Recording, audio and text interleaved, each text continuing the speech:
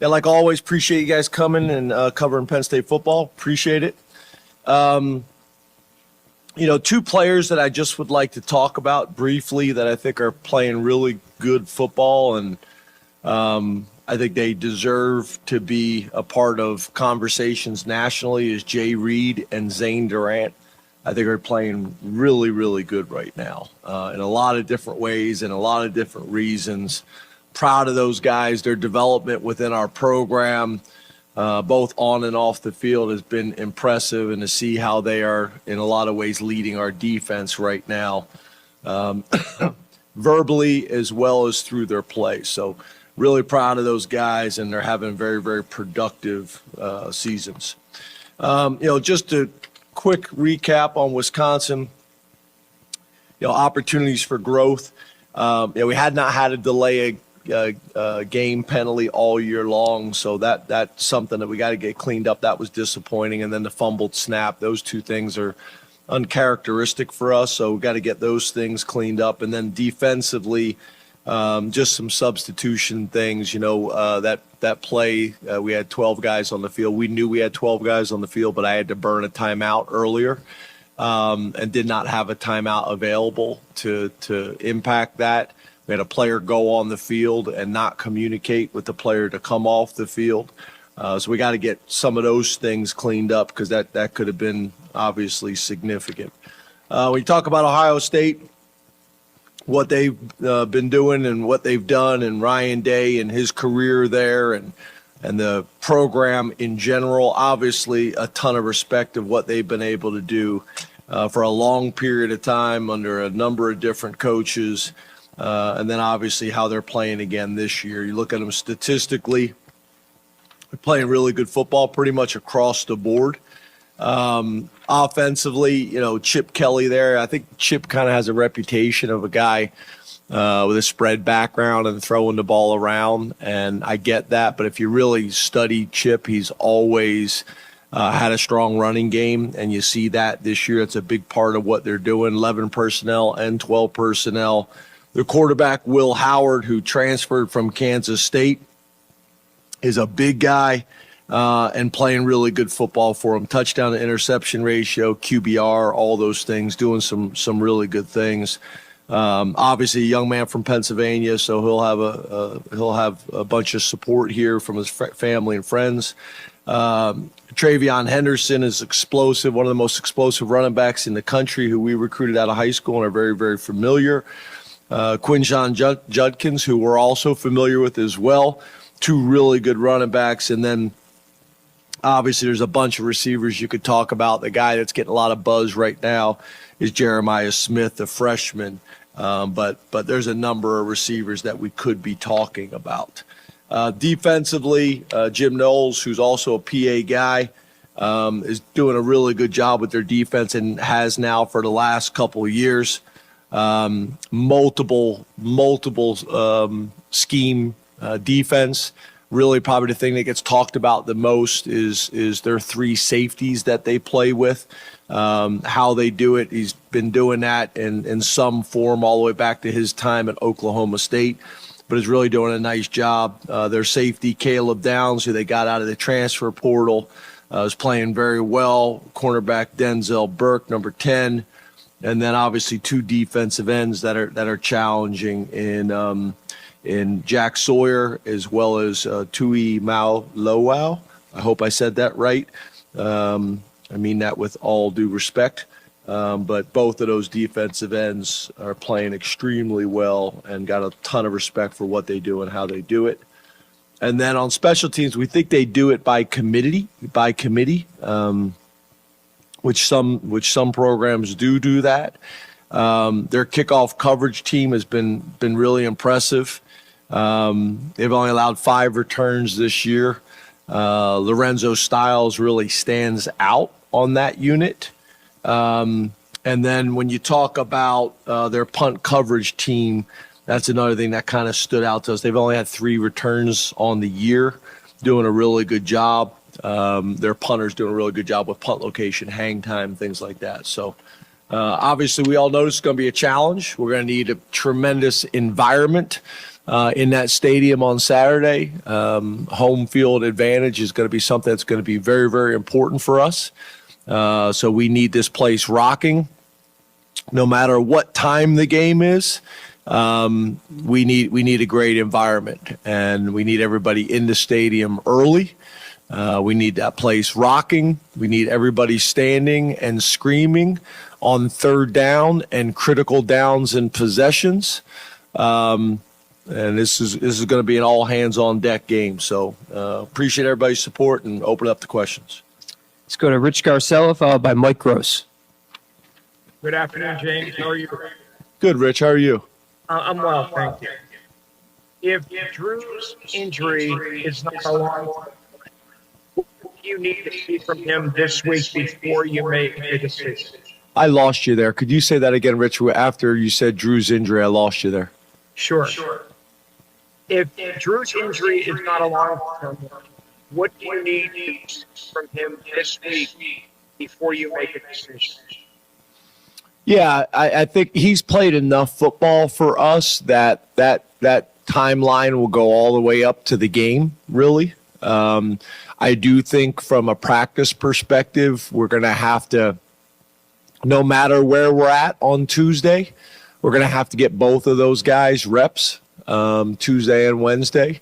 But it's too early to tell at this point. But he's played enough football that I think that decision will go all the way up to game time. But the reality is we're going to have both guys ready, and you could even make the argument all three guys ready, which is challenging to do in a game week, is to try to get all those guys ready. So have had some conversations with Danny and Andy about that already. We'll continue to have conversations about it. But I do think Drew has played enough football that it'll go all the way up to game time until we make that decision. Yes, sir. Let's go to Mike Gross, followed by Mark Wogenrich. Good afternoon, James. Hey, Mike. How are you, man? Ohio State over the last couple of years seems to have made the transition, at least that's the perception, to being a more physical team and being more, maybe a little more run game oriented, maybe a little better defensively. Do you recognize that as a real thing? And if so, how have they sort of done that? I guess I don't know if that's talk out there, media. I don't know. So I'm unaware of that conversation. All I could talk about is what I see on film, and obviously the last 2 years they've played really good defense. Really, the last number of years they've played really good defense. But I think since Coach Knowles has been there, he's taken them to a whole nother level. And then offensively this year, like I mentioned in my opening statement, when you talk about Chip, there's a commitment to running the ball. I don't think there's any doubt about that. And I think that's always been the case if you look back at Chip over his history. And I think Chip has the experience and the ability to play to the strengths of his team. And I think he is clearly doing that right now. Not sure what's going on.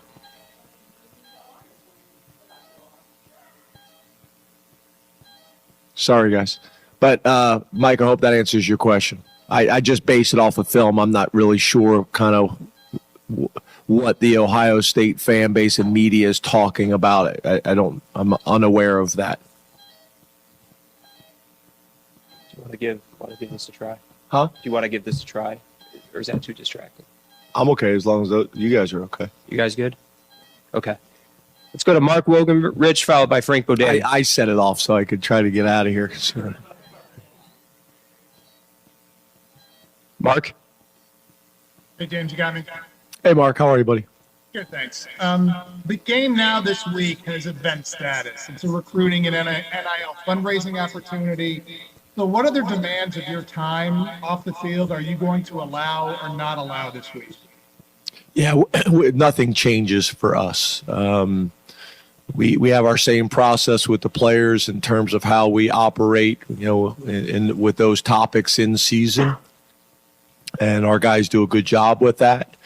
I think that's probably, it's funny because I just talked about that this morning in the staff meeting. I think that's a big part of my job, right? Is we have some media policies, kind of just how we govern ourselves and how we go about our business, which is magnified on weeks like this when everybody reaches out and wants to do interviews with specific players. And by saying, hey, players are only going to do 2 interviews max per week helps with that, helps manage that. And then it's kind of the same with the staff. You know, we're not a Bill Belichick level of program in terms of it's a one voice deal. We don't go to that extreme, but we're also just not wide open either. So trying to keep this thing as consistent and as structured as possible, so that we can stick to our normal routine. But all the other things, you know, the stadium, you know, different things that are going on, we don't deal with that. That's where Vinny and Pat and the administration handle all those things. For me, I'm worried about the Lash football building and the practice facility and then Beaver Stadium, the playing surface in the locker room, and all those other things outside of that. We try not to spend, any, if not very little time on it. Let's go to Frank Bodani, followed by Johnny McGonigal. Hey, good afternoon, James. How are you? Hey, Frank, how are you? Real good, thanks. Frank, you got great hair, by the way. Where do I rank compared to Manny Diaz? No, well, Manny's up to kind of a whole nother level, right? Right. Manny's, is it gel or mousse? A little gel. Nice. You got great hair. Appreciate that. Thank You're welcome. Now I'm completely off kilter here, but here goes anyway. Beau Pribula, Yes, sir. the most impressive thing about his performance Saturday, but then also, how do you feel from your perspective, the offense? How much different is it when he's leading it as opposed to Drew? And is that more advantage or more challenge when you have that situation?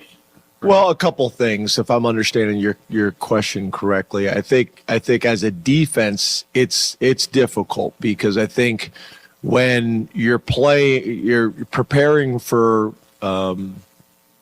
Drew and Beau will have his few plays that we sprinkle in there per quarter. That's difficult, but when the kind of the game plan flips, right, and Beau's in there, it changes it dramatically, I think, for the defense. And that is difficult. Most people aren't built like that, right? Your quarterbacks are all similar type guys, and ours are very different in a lot of ways. I don't think we're in a situation where the offense totally changes. But what's nice about us, and it was a big reason in bringing Andy here, is we do enough things and we have enough diversity within our playbook that we are able to focus on the strengths of the players that are in there. And that's all I really did on Saturday, was just remind Andy of that, because this was a little bit of a problem in the past in practice and in games, that you really should strategically call the game differently now with Beau in the game, and just reminding Andy of that. Let's call this game playing to Beau's strengths. So obviously the threat of the quarterback run impacts the defense. The spike of more quarterback possible runs and scrambles affects the defense. And then obviously the strength in the passing games, Beau still can do all those things as well. So it's just, it's another kind of level of concern that I think it creates for the defense of things that they have to deal with. So I think the other thing I think that's really important, that probably has not gotten talked about a whole lot, is just the way Beau has gone about his business since he's arrived on this campus. He's got everybody's respect and confidence and trust, so that when he went in the game, I think there was a lot of confidence from our team that, we are blessed and fortunate to have a guy like Beau here in that role.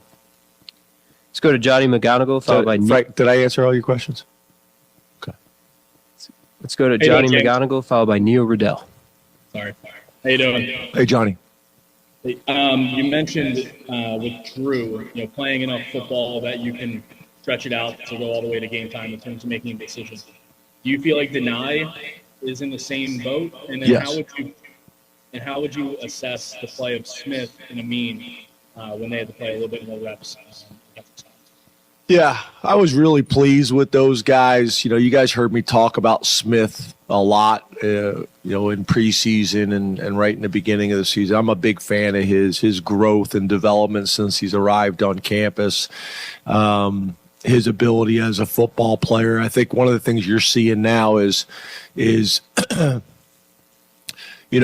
plan was that we were going to play, Smith at D tackle. And as the D tackle depth kind of grew and some guys came on, like we didn't know what we were going to get out of Alonzo after coming off an injury. And as he's played well, and then we lost some depth at defensive end with some injuries and things like that, then we said, hey, we want you to stay at defensive end full time. But at that point, he'd gotten up to 285. So now his weight is coming down. He's about 275 right now. He's quicker, more explosive. So I thought he played very well. I thought Amin played very well. Amin's one of the most physical guys that we have on our team. You guys have heard me tell stories about our tight ends kind of looking across on split zone to see who's over there, and they say Amin, and like you start buttoning up their helmets, right? I'm really proud of those two guys. Two guys came from the same high school program, that does a phenomenal job. Augie, the head coach there, does a phenomenal job. And I felt very confident coming into this season that both Smith and Amin were going to have big years, and I still believe that. I think both of those guys are going to play football for a long time. Nittany will have the ability to play in this game. He's played a ton of football. He's super mature. He's very intelligent. He's thoughtful. He's hardworking. He's been in the training room the last 2 days. Every time I've gone down there, he's down there. So same thing. We'll go right up to game time to see kind of where we're at with things. If he's able to go, he'll go. But if not, we have a ton of confidence in those other guys as well. And then I think you guys saw we played Max as well, so we'll be prepared to play Max this week. He's still under the threshold of redshirting, which we'd like to try to do if we can. But if it comes down to winning, we're gonna do what we got to do to win the game, and Max is on board with that as well. So too early to tell at this point. But yeah, those are veteran guys that have played enough football and are intelligent guys that we feel like they'll be able to go in and get the job done. Let's go to Neil Riddell, followed by Dennis Dodd. Hey, James. Hey, Neil. As you look at this series, what can you learn from the past 10 years? Is there some common threads? Have you guys played as loose against them as maybe the rest of your schedule? And, how much would it help to clear this hurdle? They're a really good football team. They're as talented of a roster as anybody in the country, and they're that way every single year. They are as well this year. We have to play really well. We have to play really clean. We're going to need a great environment. It's a challenge, and I think our guys are ready for the challenge. We're going to have a really good week of practice, but we don't need to change anything. We don't need to do anything more than what we've done each week, which is just trying to get better and refine our process. But yeah, that's the plan is be prepared for a really good team. It's one of the most talented teams in the country in our year in and year out. And also in terms of wins and losses, one of the most productive teams in the country. So we're fortunate to play them. We're excited about the opportunity, and That's what we're focused on, is the Ohio State team from this year and the Penn State team for this year, and what we have to do to find a way to get a win. And what I'm excited about is this team has showed all of our fans, all of our lettermen, our alumni, the students, everybody, that they're going to find ways to get the job done. And we're going to have to do that again this week against a really good team who's extremely talented. Two more from Zoom. Dennis Dobb, followed by Adam Rittenberg. Hey, James. Hey, Dennis. Hi. You've been asked this before, but why was Andy Nittany so attractive? Is the buzz me about him? And I haven't seen this. Was there a name to the play against USC with Beau, to Drew, and then back to Ty on that trick play? Does that have a name? Is that in the playbook since the beginning of the season? Yeah, so a couple things. Andy has been kind of on my radar for a while. Actually interviewed him for our tight ends job when I hired Ty Howell. We played Buffalo when him and Lance were at Buffalo and had done a good job. And then Lance and Andy came and visited a couple times. I got a ton of respect for Lance and what he's been able to do. And then, Andy's been calling plays for a long time. I think he's been doing it for 19 years, and there's value in that type of experience. But probably the thing, Dennis, to answer your question specifically was, we did some really good things the last couple of years, but where we were lacking last year is in explosive plays. So then we kind of started to look at who are the coordinators and who are the teams that are producing explosive plays, and not just because their genetics are better. Like, where are the explosive plays coming from? How are they being created? Are they happening on a consistent basis? And also, are they doing it against their biggest competition? So when you kind of looked at those types of things, the list narrowed down pretty quickly. And then the fact that we had already had a relationship and been talking for a while, that helped. And then obviously I know how Lance felt about him, and I have so much respect for Lance. And then I will say this too. I got to give Kansas and Lance, and I got to give their athletic director a ton of credit because it wasn't easy hiring him.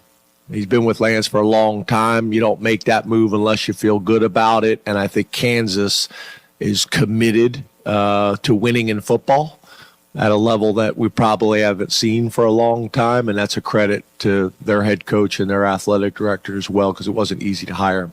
In terms of the play call, I am used to wordy play calls because if you come from a West Coast offensive system, they're very wordy. They tell everybody what to do. I think a little bit that comes back to Coach Walsh, and also, well, not a little bit to Coach Walsh, but all of it to Coach Walsh, but a little bit has to do with the NFL. And when you're trading for players, and a lot of people are running the same system, you can trade for a guy and plug them in pretty quickly because you're pretty much telling everybody what to do. And I would say Andy's like that, not really from a West Coast offense, but our stuff is wordy. I'm talking our play calls could be anywhere between 12 and 16 words. So I'm not going to get into all that, and I don't have it all written out. And to be honest with you, I don't know if anybody on our team could do that because we don't memorize calls. A lot of times you signal the call from the sideline or the wristband, and the quarterback would memorize the call, then step into the huddle, make eye contact with everybody, make the call. But our stuff is too wordy for that. I think we've all seen the clip with Gruden, like getting frustrated on social media with the play call, and he's acting like it's so easy. I forget who the quarterback was. Yeah, it was Sims. And Sims is struggling with it, and Gruden is acting like, come on, this is easy. And it's like literally 12 to 15 words. So that would be interesting for you, but it would seem like word salad, to be honest with you. Our last question from Zoom is Adam Rittenberg.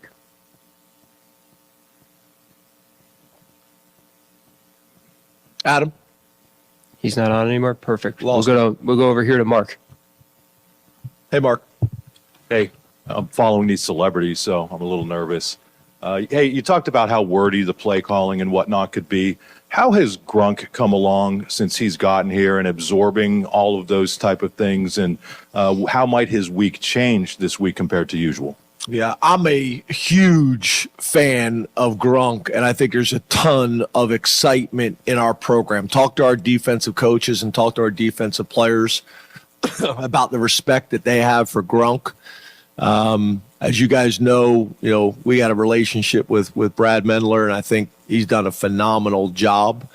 There's a lot of excitement in our program about Grunk. He's really kind of a nice blend between Drew and Beau in some ways, and he makes some throws that are really impressive. So, again, there's only so much time to go around, but I think I think Danny's doing a really good job, and I think Grunk is doing a really good job, just like you heard the conversations about with Beau, that those guys are preparing as if they're the starter, and that's one of those things that's easier said than done. But Grunk's improvement has been dramatic, and I think he's got a special future. We are fortunate to have those guys here. But I think, watching what happened on Saturday, I think that doubles down and reinforces to those guys, hey, I better have my stuff together. But there's only so many reps to go around. So if Drew is able to practice and we're going to get reps to Beau, it's hard to now also get reps to the third guy, because if you're not careful, you spend all this time getting all of them ready and you get none of them ready, right? So that's the challenge. Let's go to John. Hey, James. So it probably won't change a whole lot, Mark, is what I'm saying based on the information I have right now. Sorry. You're good. Hey, James. You talked about the sliding scale of experience with Drew and Nittany. Where's Anthony Donko on that scale when it comes to Saturday, and how has Nolan Rucci handled taking over for him on several occasions this year? Yeah, so obviously I don't think Anthony's in the same category of those guys in terms of just the number of games he's played in. I mean, he's really a first-year starter this year. Both Nittany and Drew are multiple-year starters now, so it's a little bit different. We've already been playing Rucci a bunch anyway, but we're going to need both of those guys. So, living in the training room. And I think there's also really, for all of our players, there's that maturation process that I think a lot of times comes from the players of figuring out what can you play with and should you play with and what can't you. And guys have to figure that out. That's part of maturity and growth as a football player. Obviously, ultimately, the medical people will step in there when a guy can't play. But I'm talking about the guys that can play, that have to kind of figure out how to play with those bumps and bruises and things like that. So that's where that leadership is really important. I think Donka is working through that right now. This week will be really important. He's a great kid. He's a smart kid. He was in the training room when I left as well, him and Rucci. So we expect to play both of those guys, but it's too early to say. In the middle, Shane. Hey, Coach. Hey, Shane. You dealt with the injury bug all season, and you've had to weather plenty of storms with that. How much confidence do you get from the adversity your team's been able to overcome? And how much of that is, would you say, talent versus just being able to adjust on the fly? Yeah, I think it's a combination of all of that, right? I think we kind of had the early injury bug, and then kind of things leveled off again. And then, you play really good teams and it's physical. Those things are going to happen. So I think we've been tested. I think we've proven that we can kind of overcome some of those things. And I think we have proven that we have some pretty good depth. But obviously when, you're playing, one of the better teams and one of the more talented teams in the country, obviously you want to be as healthy as you possibly can.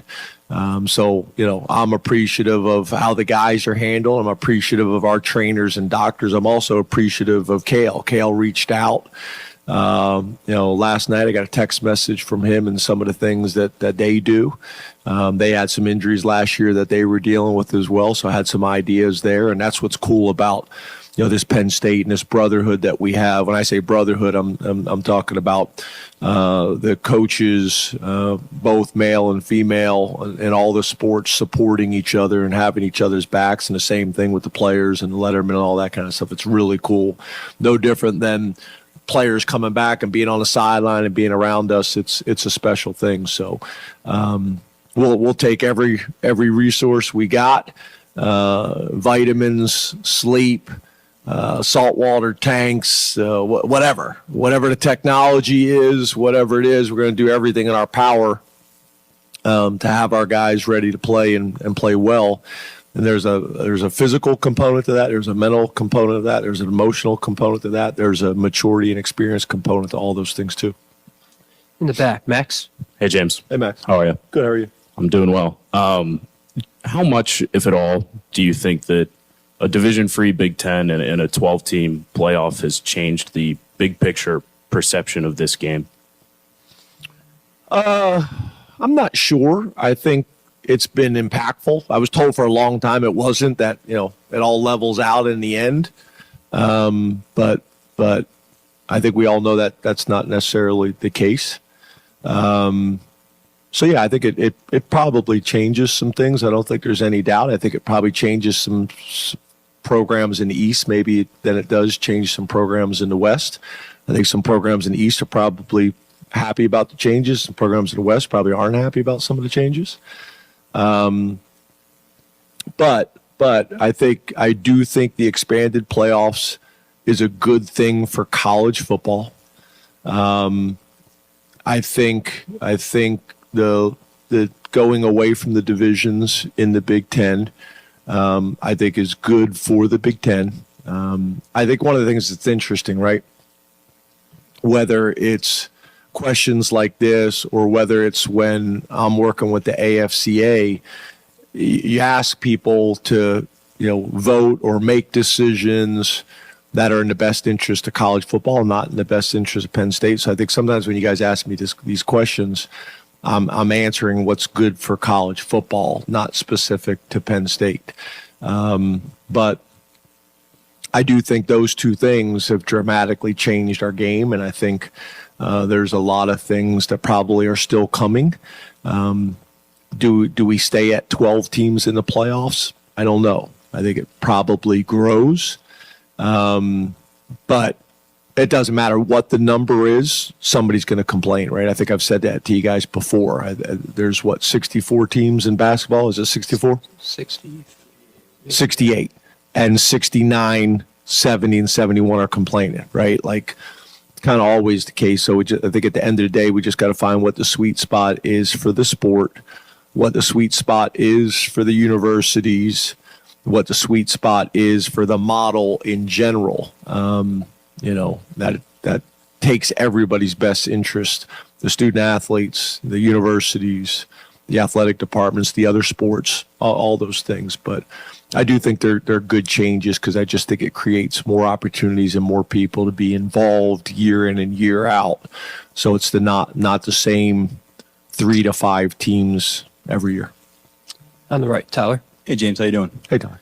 Get to the point where you're in November now, a matchup like this, I'd imagine you want to know what your team's identity is, or at least have a strong feel of what that foundation is. So in your perspective, after the last couple of road wins, required some comebacks in their own ways, can you tell us what you think this team's identity is shaping up to be at this stage? Yeah, good question, and I understand the question. I'm not going to answer that because in my mind, what I try to do every single week is try to get the identity of the team we're playing and use that against them. I think whenever you can say, okay, this is what this team's identity is, and we're going to take it away and use it in our advantage.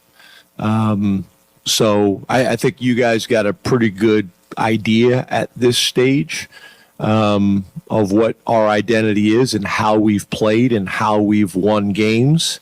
But I don't think there's a question of that anymore. I think the first 3 to 4 games, there was some questions about that, who we were going to be.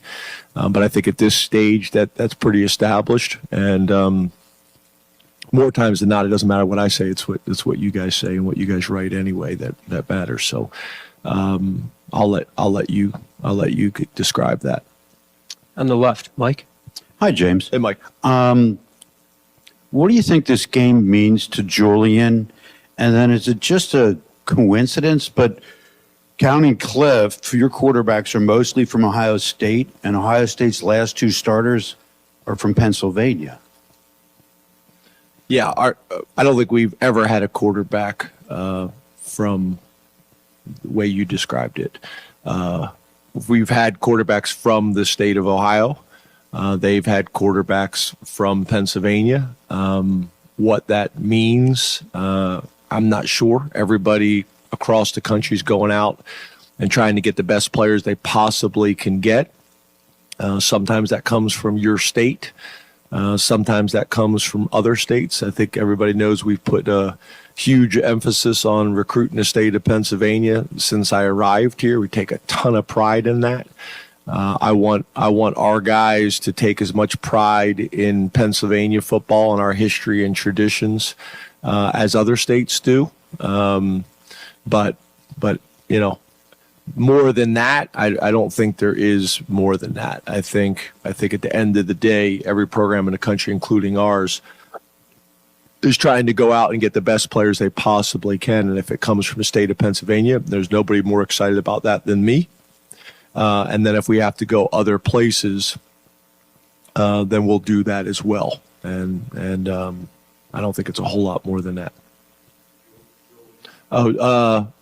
Yeah, obviously, whenever you play an opponent, that a member of our team came from that school, then, for me to sit here and say that it's not a big moment and a big game for that individual, it is. Obviously, we don't want to spend time on that. I want Julian and our team to approach it like we do every single week, which every week it's the most important game we play. We want to refine our process and get better every single week, individually and collectively. And I want to do that again. And Julian is a super mature guy. He's been really good in our locker room. I'm very, very proud of him. I'm very glad he's here. But for us, I don't want Julian to treat this game any different than how he treated Wisconsin. And when I watch Julian, he prepares as hard and as well as anybody, and I want him to do that again. That's really it. But for me to sit here and say that obviously it's not a big game for him and his family, it obviously is, and I think it's obviously magnified with him being a kid from Pennsylvania that now is back home with us. 2 more questions on the right, Daniel. Hey, Dan. How are you doing today, James? Good. How are you? I'm doing well. Saturday was the most that we've seen Beau throw in a game in his career. I know that it was dependent on when he entered the game and the game flow, but can you walk us through how you've seen him develop as a passer since he's been here over these 3 years? Yeah, I even go back to watching him in high school. I remember, as you guys know, I try to go out and see all the seniors if I can that are committed to us. And I remember going and watching him play, and I remember coming back and just being so impressed. The game looked so easy to him. He was so poised. The game I was at, you guys can go back and look at, but it was like, I want to say it was like 14 of 16 or something like that. It just looked so easy to him. Athletically, accuracy, decision making. I came back and was just really impressed watching him play live. And then he showed up on our campus, and he's smart, and he's mature, and he's extremely competitive, and attacks it in every area: the weight room, the classroom, on the field. His teammates love him. He's just done everything kind of the right way. And I think probably the thing that everybody talks about is his ability to make plays with his legs. But I don't think there's anybody within our program that that also doesn't believe that he can do it with his arm too. He's got a different throwing kind of style and mechanics than what Drew does. But he gets a ton of reps and a ton of opportunities. And I will say this too, in the past, there was some challenges where I felt like when he played, we had to call the game differently. And I still believe that. But I also think there's some times in the past where we didn't do that. And he would play more of a style of play like Drew. And I think in a lot of ways that's benefited him too, because he's had to prepare as if he's not the mobile quarterback that he is. So I think there's positives that come from that as well throughout his development. But I thought Andy did a phenomenal job of calling the game based on his strengths. And then I think the other thing is I would make the argument, just like we've talked about in the past, when he goes in the game, it does impact our running game and forces them to defend the field, just like Drew's ability to pull the ball now and run out the backside, I think has really impacted our running game this year. I would say the same thing in the pass game. Beau's threat as a runner, just like play action pass, create some opportunities. People may feel like they have to spy him, so now you're leaving somebody that you're not dropping into coverage, which creates some more opportunities to throw the ball down the field. So it's another weapon. It's another thing that they have to deal with, and I've been very, very pleased with his overall development as a total quarterback, more than just his athleticism and his legs. Last question in the back, T. Frank. James, how you doing? Hey, T. Frank, how are you? Good. We've seen you use odd fronts before on defense, but last week we saw maybe a little bit of a reconfiguration, having Abdul playing off the ball at Mike linebacker in that situation. I'm just curious, when it comes to the decision of when to deploy something that you probably have been working on for a while, somebody that has played linebacker before, what goes into when you decide to use wrinkles here or there? Yeah, so I think the biggest thing is we want to make sure, just like on offense from a game plan and perspective, kind of like what you do with Tyler Warren, very similar defensively, right? If Abdul Carter is always lined up at the same side at defensive end, then you can see what happens, right? People are going to make sure they always have a running back chip into that side, or they line up a tight end to that side to extend the length of the line of scrimmage, or the offensive line, to widen him from the quarterback, to now chip him with a tight end on the way out. It's funny because sometimes, people say, well, they're in an empty formation, but they're really not, because they got a tight end in the wing position and a running back in the wing position, nobody in the backfield, but it's not really an empty formation. So what you're trying to do is you're trying to game plan on defense where you can move Abdul around, where the offense can't say we're always going to chip with a tight end, chip with a running back, slide the line to try to create a double team to his side with the guard and tackle. And by moving him around from left defensive end to right defensive end to an off-the-ball linebacker who now can walk up into like a bear front over the center, or off the ball and blitz, there's obviously an advantage to doing that. I think the other thing is his linebacker days help him as a dropper as well, because although defensive ends typically drop in a lot of people's schemes, it's not something that they're natural at, where Abdul, that comes very natural to him. He's made interceptions and plays in the passing game in that role as well. But obviously, more times than not, we'd prefer him rushing the quarterback. So just having diversity within what we do is important schematically, but also to put him in the best position to be productive and cause challenges and issues for the offensive coordinator and the quarterback and the center to ID where he's going to be and how they're going to account for him. So very similar to what we're doing on offense with Tyler Warren, trying to do the same thing on defense with Abdul. Some of those things, to your point, we've done that week based on our opponent and where we think there's issues. And then on top of that, some of them are game plan specific based on who you're playing, or you've been working on it for the last couple of weeks, just waiting for the right time to use it. Thank you, Coach. Thanks, guys.